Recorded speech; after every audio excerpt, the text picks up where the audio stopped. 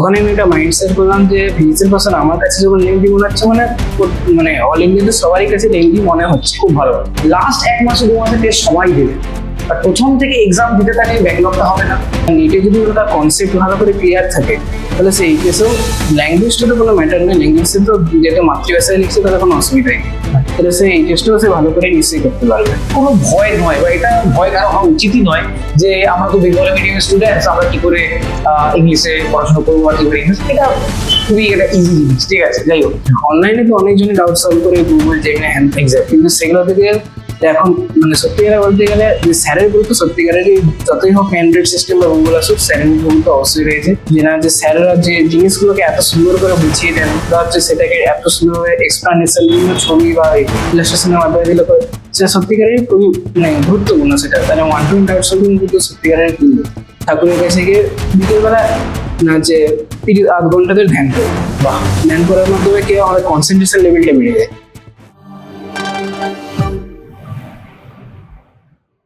Hello NEET aspirants, welcome to wine academy new podcast series journey to MBBS. আজ আমাদের সাথে আছে কৃষ্ণেন্দু। কৃষ্ণেন্দু, তুই নিজেকে ফার্স্ট ইন্ট্রোডিউস কর। আমার নাম কৃষ্ণেন্দু মান্না। আমার রিনি 2026-এ স্কোর এসছে 623 এবং অল ইন্ডিয়া র্যাঙ্ক এসেছে 4577। তাহলে কৃষ্ণেন্দু, এত ভালো একটা রেজাল্ট করার পর তোর কেমন লাগছে? ফার্স্টে তোর মানে এই মুহূর্তে তো কি মনে হচ্ছে বল? এখন ফিলিংটা একটু মোটামুটি ভালো, কিন্তু আর একটু রেজাল্টটা ভালো হলে ভালো হতো। ভালো তো কারেক্ট, বাট মানে একটা টেনশন বা একটা স্ট্রেসের মধ্যে দিয়ে যে এতদিন ধরে যাওয়া, সেখান থেকে এখন কি মনে হচ্ছে? এখন একটা টেনশন ফ্রি, টেনশন না, খুব রিল্যাক্স লাগছে। ওকে, আচ্ছা কৃষ্ণেন্দু, সবার ফার্স্ট তোর কাছে যে কোশ্চেনটা আমার থাকবে যে যখনই এক্সাম হলে সবাই এন্টার করলো আর এরকম কোশ্চেন পেপারটা পেলো, তখন সকলেরই যেটা ফিডব্যাক পাওয়া যাচ্ছে যে পেপারটা খুব টাফ ছিল এবছর, ঠিক আছে, কম্পেয়ার টু লাস্ট ইয়ার।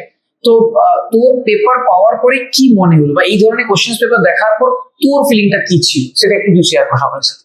প্রথমে যখন নিট 2026 যেটা হচ্ছে থার্ড মেতে হয়েছিল, তাতে কোশ্চেন পেপারটা রিলেটিভলি অনেকটাই ইজি ছিল এবং সেখানে নম্বর মোটামুটি ভালো হয়েছে, মোটামুটি হয়েছিল। কিন্তু তারপরে শোনা গেল যে রিনিট 2026 আবার নতুন করে হবে।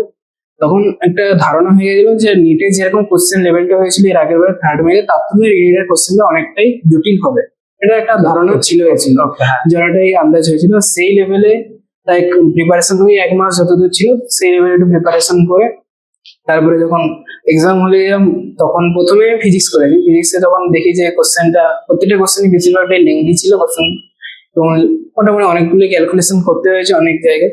ক্যালকুলেশন তখনই বুঝছিলাম যে কোশ্চেনটা মোটামুটি একটু টাফ হয়েছে, মানে যেটা এক্সপেক্ট ছিল সেরকম টাইপের হয়েছে। তখনই তারপরে আমি প্রথমে ফিজিক্সটা মোটামুটি 1 ঘন্টার ভিতরে করেছি। 1 ঘন্টার ভিতরে করার পর যতটা হয়েছে 30টা মতো হয়েছিল। তারপরে তুমি বেশিক্ষণ দাঁড়াইনি, দাঁড়িয়ে যে কেমিস্ট্রি করেছি, কেমিস্ট্রি করার পরে বায়োলজি পুরোটা কমপ্লিট করছি। বায়োলজি কমপ্লিট করার পরে যতটা টাইম বেঁচেছিল বাকি কোশ্চেন গুলো করে মোটামুটি 3 ঘন্টার ভিতরে পুরো কোশ্চেনটা কমপ্লিট হয়ে গেছিল। এবারে 15 মিনিটে বাকি ওয়েমার ফিলিং যা ছিল সব করে 3 ঘন্টা 15 মিনিটে পুরো কোশ্চেন, মানে কোনো এক্সট্রা টাইম বাঁচে। কিন্তু তুই যেটা বললি যে ফিজিক্সটা এখন তুই ফার্স্টে স্টার্ট করেছিস, অনেকে ফিজিক্স ফার্স্টে স্টার্ট করে বা এই ফিজিক্স পেপারটা টাফ দেখার পরই অনেকে প্যানিক হয়ে যায়। তো সেই জায়গায় তুই যখন দেখলি পেপারটা ডিফিকাল্ট বা লেন্দি, তখন তুই নিজেকে কিভাবে ঠান্ডা রাখলি বা কিভাবে মানে একটা কাম অ্যাটিটিউড রেখে কিভাবে গেলি সেটা? আমি প্রথমে যখন দেখলাম যে ফিজিক্সের কোশ্চেন হলো লেংদি, তখন আমি একটা মাইন্ডসেট করলাম যে ফিজিক্সের কোশ্চেন আমার কাছে যখন লেংদি মনে হচ্ছে, মানে অল ইন্ডিয়াতে সবারই কাছে লেংদি মনে হচ্ছে, খুব ভালো, কারণ টাফ হচ্ছে মানে তাহলে আমার ঘাবড়ানোর কোনো মানে প্রয়োজন নেই, তাহলে মানে আমি যেরকম ভাবেই করে যাবো সেরকমভাবেই আমার কিন্তু র্যাঙ্ক আসবে। আমি সেটা বুঝে গেছিলাম, তাই জন্য আমি মাথাটাকে ঠান্ডা রেখে যতটা সম্ভব 1 ঘন্টার ভিতরে যতটা সম্ভব করার মানে আমার বেস্টটা দিয়ে এসছি। সেইভাবে আমি পুরো ফিজিক্সের কোশ্চেনটা করে এসেছি। জানি ফিজিক্স টাফ হবে, তাও ফিজিক্সটা যেহেতু প্রথমে করলে অনেকটা পিছনের দিকে, যে যদি সোজা থাকে তাহলে সেটা অনেকটা রিলেটিভলি আমার করতে কনফিডেন্সটা বেড়ে যাবে, আর তখন মানে মোটামুটি ভালো মার্কস আসবে সেটা এক্সপেক্ট করেছিলাম। ওকে ওকে, মানে খুব ভালো একটা কথা কৃষ্ণ বলে, তোরা নিট অ্যাসপিরেন্টস এটাকে ফলো করার চেষ্টা করিস যে যদি পেপার টাফ হয় তাহলে শুধু তোর জন্য নয়, সবার জন্য পেপার টাফ হবে। এই জিনিসটা সবসময় বলি, এটা সবসময় মাথায় রাখা দরকার। পেপার ইজি মানে সবার জন্য ইজি, টাফ মানে সবার জন্য টাফ। তো এই জিনিসটা বুঝে কোনোভাবে প্যানিক করা যাবে না এক্সাম হলের মধ্যে, এন্ড এই অ্যাটিটিউড নিয়ে সবসময় এক্সাম দিতে হবে। যাই হোক, ঠিক আছে কৃষ্ণ, তোর কাছে আমি নেক্সট কোশ্চেনে আসি। কিছু তুই একটু বল যে আমাদের বায়ান্ট একাডেমিতে তুই 2 এর ক্লাসরুম স্টুডেন্ট ছিলি, তো এখানে লাস্ট 2 বছর ধরে যে এত পরিমাণ টেস্ট দিয়েছিস, যে আমাদের এখানে উইকলি টেস্ট হয়, মান্থলি টেস্ট, যেটা আমরা টার্গেট টেস্ট সিরিজ বলি, সেটা বাদ লাস্ট 2 মাসে যে আমাদের আলটিমেট টেস্ট সিরিজ গুলো হয়। এই যে এত পরিমাণ টেস্ট প্রথম থেকে দেওয়ার পরে, হ্যাঁ লাস্টে তো টেস্ট সকলে দিতেই হয়, সেটা ঠিক আছে, বাট একদম প্রথম দিন থেকে যে এই টেস্টটা দেওয়া শুরু করি, এটা কিভাবে তোর মধ্যে চেঞ্জটা নিয়েছে বা কিভাবে তোকে হেল্প করেছে? কারণ আমি এই জায়গাটা বলে রাখি, অনেক জায়গায় কি হয় যে অনেক ইনস্টিটিউটে সেশন শুরু হওয়ার 2 মাস 3 মাস 4 মাস বাদে এক্সাম শুরু হয়, তারপর স্টুডেন্ট ধীরে ধীরে ধীরে এক্সাম থাকে। বাট আমাদের একদম প্রথম থেকে, মানে যবে থেকে ক্লাস স্টার্ট হয়ে তার উইদিন মানে 2 উইক 2 সপ্তাহের মধ্যে আমরা এক্সাম শুরু করি, তারপরে প্রতি সপ্তাহে এক্সাম হয়। তো এই জায়গাটা তোকে কিভাবে হেল্প করলো? প্রথম কথা, উইকলি টেস্ট গুলোতে যে প্রতিদিনের পড়া করতেই হবে, নাহলে মানে উইকলি টেস্ট গুলো প্রথমে করাই যাবে না, এবং প্রতিটা পড়া করে নিলে এবং পরবর্তীকালে পড়াটা জমে থাকবে না, মানে তাড়াতাড়ি হয়ে যাবে এবং পড়াটা মাথায়ও তাড়াতাড়ি থাকবে। তখন যেহেতু প্রথম তো তাই জন্য প্রথমে ভালো ঢুকবেও মাথায় ওটা। এবং উইকলি টেস্ট গুলো যদি মানে উইকলি টেস্ট 1 নম্বর যে উইকলি টেস্ট গুলো আমাদের কনফিডেন্সটাকে প্রথমে বাড়িয়েছে, যে এবং রিয়েল টাইম যে আমরা যে পরবর্তীকালে যে এক্সাম গুলো দিয়েছি, যে বিভিন্ন মক টেস্ট গুলোতে, সেগুলোতে অনেক সুবিধা লাভ করেছে যে উইকলি টেস্ট গুলো। এবং রইল কথা, মানে একবার র্যাঙ্কিং যেরকম থাকে, যেরকম সে র্যাঙ্কিং এর মাধ্যমে আমাকে আরো বেশি ভালো করতে হবে, এই টেন্ডেন্সিটা গড়ে ওঠে। সেই টেন্ডেন্সিটা গড়ে ওঠার জন্য আরো বেশি ভালো করে পড়া প্রিপারেশন হয়ে থাকে। এবং পরবর্তীকালে যে মক টেস্ট, বিভিন্ন যে টিটিএস এর target test series, ultimate test series, এগুলোতে পুরো যে কমপ্লিট সেট 720 যে পরীক্ষাগুলো হয়, তাতে ফিজিক্স কেমিস্ট্রি যে টাইম কনজিউমিং কিরকম ভাবে টাইমটাকে মেনটেন করা যাবে, প্লাস প্রথমে ফিজিক্স কোনো সময় টাফ, কোনো সময় কেমিস্ট্রি, কোনো সময় টাফ, কোনো সময় বায়োলজি খুব লেন্দি আছে, এরকম এর মাধ্যমে মানে কোনটাতে বেশি টাইম দিতে হবে, কোনটাতে কম টাইম দিতে হবে, সেটা আমরা জানতে পারি। যদি কোনো সময় ফিজিক্স এসে গেল, তাহলে সেভাবে আমাদেরকে প্র্যাকটিস করতে হয় সেভাবে, তাহলে। এবং অলরেডি যেটা আমরা দেখেছি যে বায়োলজিটা প্রতিবারেই যেরকম টাফ আসছে, মানে স্টেটমেন্ট বেসিস কোশ্চেন প্রচুর পরিমাণে থাকে, মানে আমাদের পেপার যেগুলো হয় সেটা তো বলছি স্টেটমেন্ট বেসিস প্রশ্ন হতে থাকে। আর এসএসসি ডিটেইল, যেটা নিট লেভেল, নিটে যে কোশ্চেন দেওয়া, তাতে অনেকটা মানে এসএসসি ডিটেইল এবং স্টেটমেন্ট বেসিস প্রশ্ন থাকবে, এতটা টাফ আসে না, অনেকটা ইজি আসে। এক্স্যাক্টলি। এবং সেটাতে অনেক সুবিধা হয়। মানে ব্যাপারটা যে এই এত টাফ বায়ান্টে আমাদের এত টাফ পেপারগুলো দেওয়ার জন্য কি হয়ে যায়, নিটে গিয়ে অনেকটা সুবিধা হয়, অনেকটা সুবিধা হয়ে গেছে। কারেক্ট। তোর বায়োলজিতে স্কোর কত এসেছে এবছর? 340 আউট অফ 360, দারুণ স্কোর এটা। এবছর 340, 45, 50 এরকম রেঞ্জে অনেকেই স্টুডেন্ট মানে মার্কস এসেছে। বাট ইয়েস, তুই যেটা বলি ফার্স্টে ফিজিক্স শুরু করার পরেও অনেকে যেটা ভয় পায় যে ফার্স্টে ফিজিক্স শুরু করলে বা কেমিস্ট্রি শুরু করলে যে মানে যদি মাঝ রাস্তায় গিয়ে প্যানিক হয়ে যায় যে লাস্টে কি করে বায়োলজি কমপ্লিট। সেই জায়গাতেও তুই লাস্টে বায়োলজি করে বায়োলজি 340 নিয়ে এসেছিস, হ্যাটস অফ টু ইউ। মানে খুব ভালো কনসেপ্ট ক্লিয়ার থাকলেই এটা পসিবল, তাছাড়া হয় না, যেটার জন্য তোকে অনেক অনেক কনগ্রাচুলেশন। কৃষ্ণ, তোর কাছে নেক্সট কোশ্চেনে যাই। খুব ইম্পর্টেন্ট একটা কথা কৃষ্ণ বললো যে এই প্রথম থেকে এক্সামস দেওয়ার ইম্পর্টেন্সটা কি, যেটা তোরা সকলেই বুঝতে পারছিস যে লাস্ট 1 মাসে 2 মাসে টেস্ট সবাই দেবে, বাট প্রথম থেকে এক্সাম দিতে থাকলে ব্যাকলগটা হবে না। প্রথম থেকে এক্সাম দিতে শুরু করলে ওই এক্সাম ফিয়ারটা কাটবে, আর একটা কম্পিটিটিভ মাইন্ডসেট তৈরি হবে প্রথম থেকে। 2 বছর একটা খুব লং জার্নি, ঠিক আছে? আজকে অনেকে 1 বার 2 বার 3 বার রিপিট করছে, সেখানে তুই আজকে 26 এইচএস পাস করেছিস, এইচএস একটা দুর্দান্ত রেজাল্ট করেছিস, এন্ড তার সাথে তুই সাইড বাই সাইড নিটেরও প্রিপারেশন নিয়েছিস, আর নিটেও দুর্দান্ত একটা রেজাল্ট করলি। তো এই লং জার্নিতে তুই কিভাবে নিজের পেশেন্সটাকে ধরে রাখলি? ঠিক আছে, এটা একটা কোশ্চেন। কারণ অনেকেই যেটা বলে যে স্যার 2 বছর ধরে মাইন্ডসেট ঠিক থাকছে না, কখনো খুব ডিপ্রেসড হয়ে যাচ্ছি, কখনো মার্কস ভালো আসছে, কখনো যখন মার্কসটা কম আছে তখন মেন্টালি ঠিক থাকে না। তো সেই জায়গায় তুই নিজেকে কিভাবে এতটা স্ট্রং রাখলি, কিভাবে পেশেন্সটা মেনটেন করলি, একটু নিট অ্যাসপিরেন্টসদের? প্রথম কথা বলতে গেলে যে নিটের যা সিলেবাস, এইচএসও প্রায় সেম সিলেবাসই থাকে। মানে এইচএস নিয়ে কোনো ছেলেদেরকে বা কোনো মেয়েকে বেশি ঘাড়ানোর কোনো দরকার নেই। কারণ নিট যদি সে কম্পিটিটিভ পরীক্ষার জন্য সে প্রিপারেশন নিচ্ছে, তাহলে ধর এইচএসটা আফসোসই হয়ে যাবে। কারণ যা নিটে যদি তার কনসেপ্ট ভালো করে ক্লিয়ার থাকে, তাহলে সে এইচএসও, ল্যাঙ্গুয়েজটা তো কোনো ম্যাটার নেই, ল্যাঙ্গুয়েজে তো যেহেতু মাতৃভাষায় লিখছে তাহলে কোনো অসুবিধাই নেই, তাহলে সে এইচএসটাও সে ভালো করে নিশ্চয়ই করতে পারবে। এইচএস এর সাথে মানে কম্পিটিটিভ মাইন্ড, মানে কম্পিটিটিভ এক্সামের জন্য খাটলেই তার এইচএসটা ভালো হয়ে যাবে, এটা আমার যেটা মতামত।